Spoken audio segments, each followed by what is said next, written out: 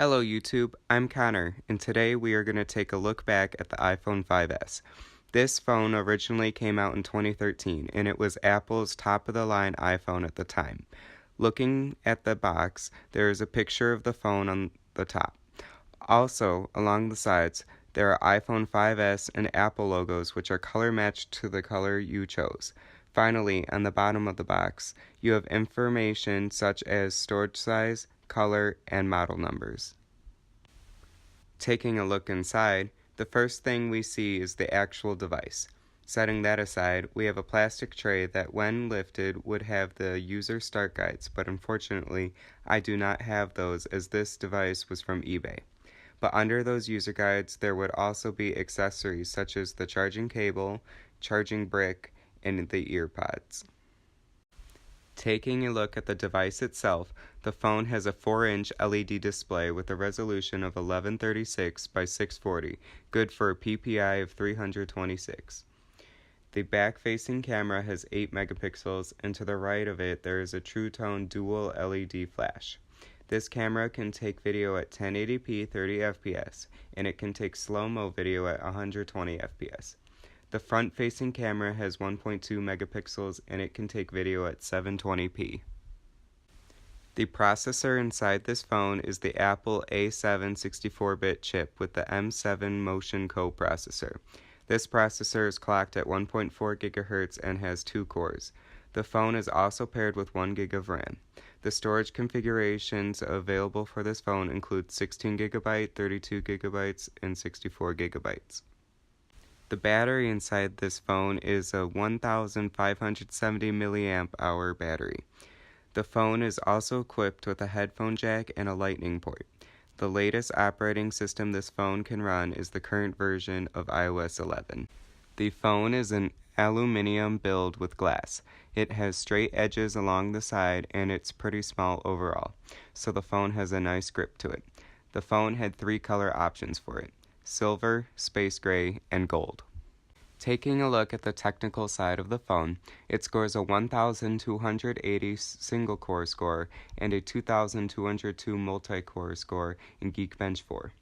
This score isn't terrible, but is nowhere near the iPhone X's monstrous 10,000-point multi-core score.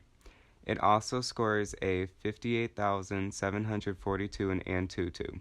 While this number is significantly lower than newer phones, the iPhone 5S has a lower screen resolution, so graphically intense apps still run really well.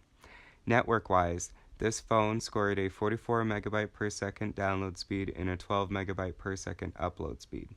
Finally, this phone scored a 195 megabyte per second read speed and 44 megabyte per second write speeds. Take those read and write speeds with a grain of salt though, as I stated earlier in this video, this phone is from eBay and I do not know how many times the phone was wiped or how the SSD inside of it was treated. The cameras on this phone, while not being the best, still produce some really nice photos that have good lighting. As we can see from this rear camera shot, the phone produces vibrant photos that might not be as high quality as modern day smartphones but are still completely acceptable. The selfie camera is a little different story. While it definitely has color, the photo comes out pretty grainy, and in low light, the selfie camera is completely useless since there's no retina flash. However, the rear camera produces mediocre low light photos with flash, and without flash, there's absolutely nothing. In 2017, I would say this phone has held up pretty well.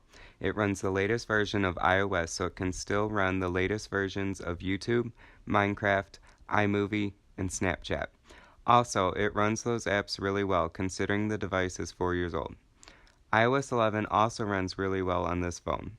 While there are occasional stutters in the animations and the loading times are longer than newer devices, it is still 100% usable.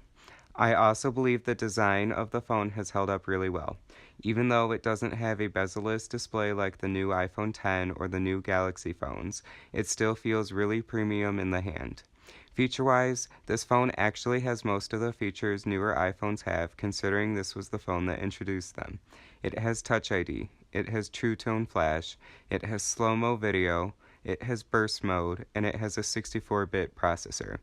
All in all, I believe that most people would be able to still use this phone on an everyday basis if they would be okay with a smaller screen size or the 16 gigabyte storage configuration, since it is becoming harder and harder to live with.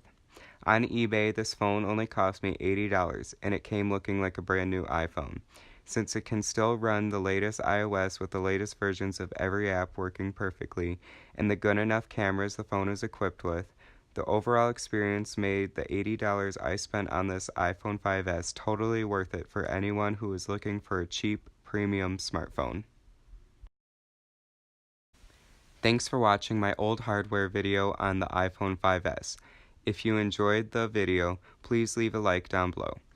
Also, if you or someone you know still uses the iPhone 5S, let me know in the comments if you believe it is still a usable smartphone in 2017.